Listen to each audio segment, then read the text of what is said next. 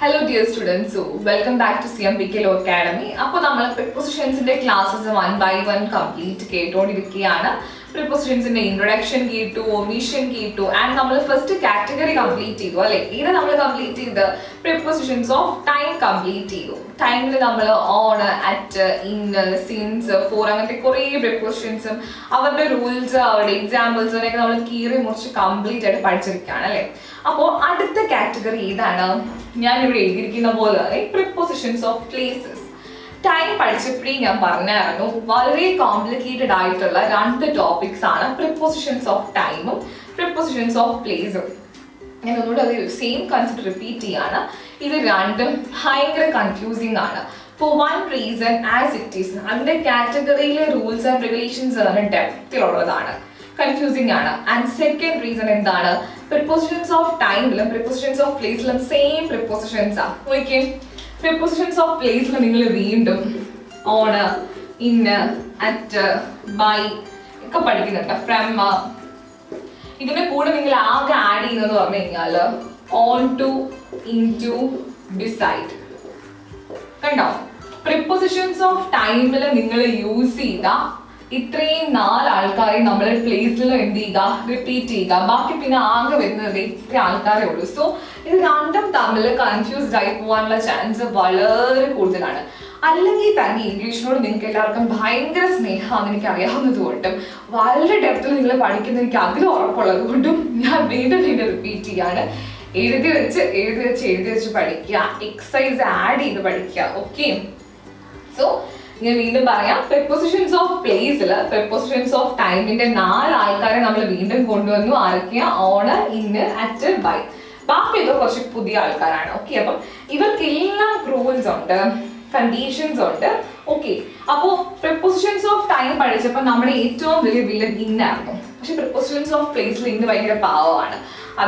നമ്മളധികം ബുദ്ധിമുട്ടിപ്പിക്കുന്ന ആളൊന്നുമല്ല. Okay, അപ്പൊ നമുക്ക് ആദ്യം ആരെ വെച്ച് സ്റ്റാർട്ട് ചെയ്യാം? prepositions ഓഫ് പ്ലേസിൽ ഇന്നിന്റെ ഫംഗ്ഷൻ നമുക്ക് ആദ്യം നോക്കാം. ഓക്കെ, ഏതാണ് ഫംഗ്ഷൻ? ഇന്നിന്റെ ഫംഗ്ഷൻ. First one, in.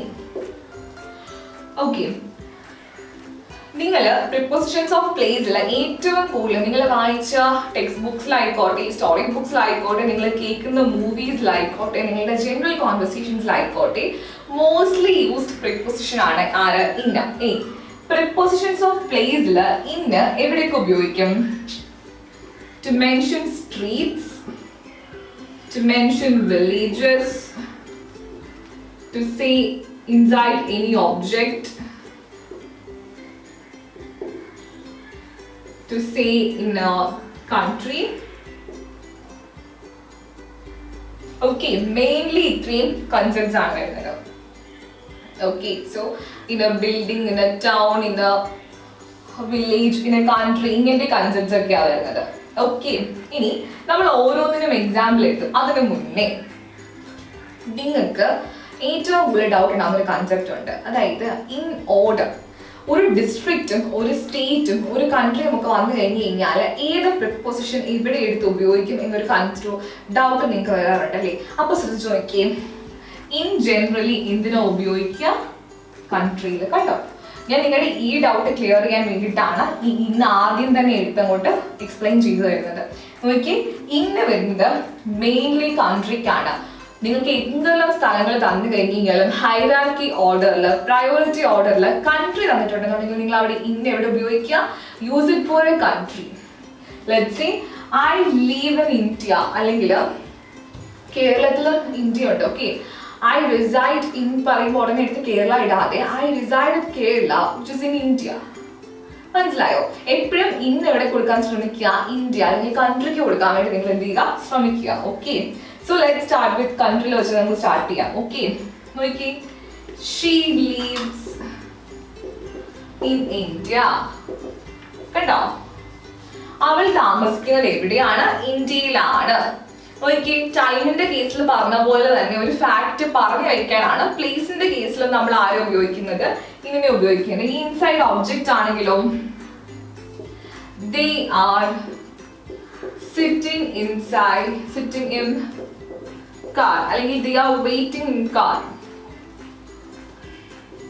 നിങ്ങളെ കൺഫ്യൂസ്ഡ് ആക്കാത്ത എക്സാമ്പിൾസ് യൂസ് ചെയ്യാം കേട്ടോ. They are waiting in car. Okay, ഇപ്പൊ ഞാൻ പുറത്തേക്ക് വരുമ്പോൾ എന്റെ ഫാമിലി കാറിനുള്ളിൽ ഇരിക്കുകയാണെങ്കിൽ നമ്മൾ എന്ത് പറയും? They are waiting for me in car. അല്ലെങ്കിൽ they are waiting in car.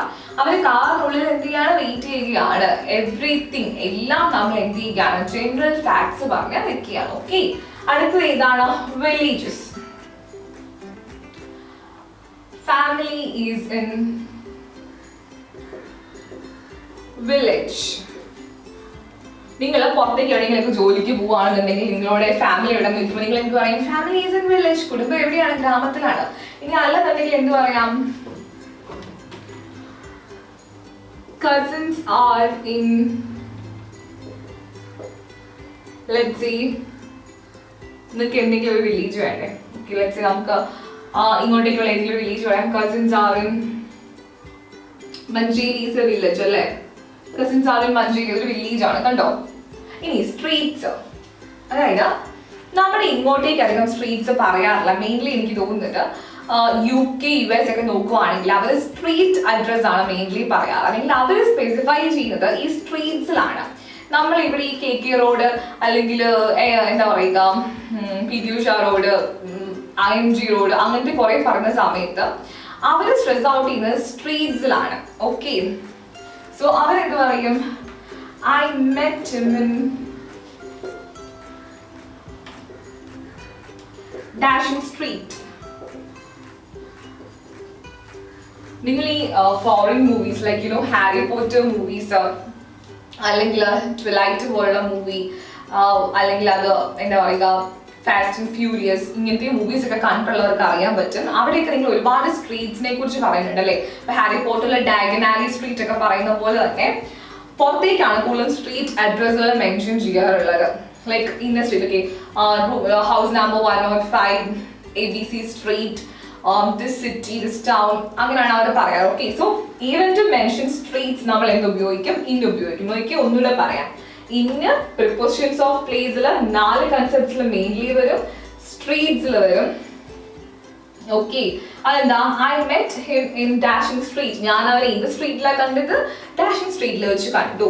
Next എന്താണ്? വില്ലേജസ്. ഒന്നെങ്കിൽ നിങ്ങൾ ഇതിന്റെ സാധനം വില്ലേജിലാണെന്ന് പറയാൻ വേണ്ടി ഉപയോഗിക്കാം, അല്ലെങ്കിൽ ഒരു വില്ലേജിന്റെ പേര് തന്നു കഴിഞ്ഞു കഴിഞ്ഞാൽ she resides in this village, so അതിന്റെ അവിടെ പേര് വരും. ഓക്കെ, ഇനി ഇൻസൈഡ് ഓബ്ജക്ട്സ്.